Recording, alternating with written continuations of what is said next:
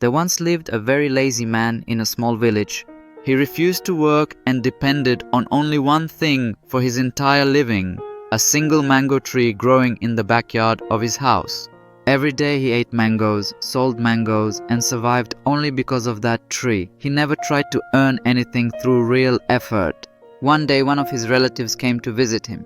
The relative expected a warm welcome and some proper meals. But at breakfast, the lazy man served only mangoes. At lunchtime, again only mangoes. And at dinner, once more, nothing but mangoes. By the end of the day, the relative was extremely irritated. He could clearly see that the lazy man had no intention of working and was living completely off that one tree. The relative decided to teach him a lesson. Late that night, while the lazy man was fast asleep, the relative quietly slipped out into the backyard. With a sharp tool, he cut down the mango tree completely, and before anyone could see him, he fled the village. The next morning, the lazy man woke up and walked into the yard as usual.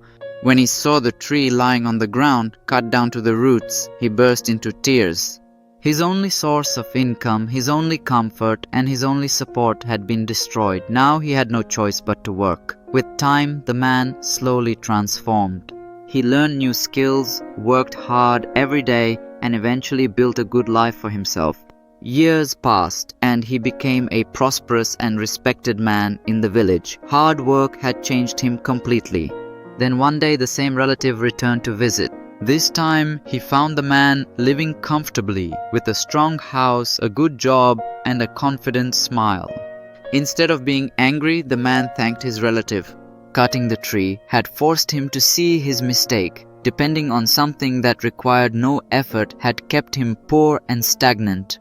He said, "If you hadn't cut down that tree, I would still be lazy and helpless. You actually saved my life."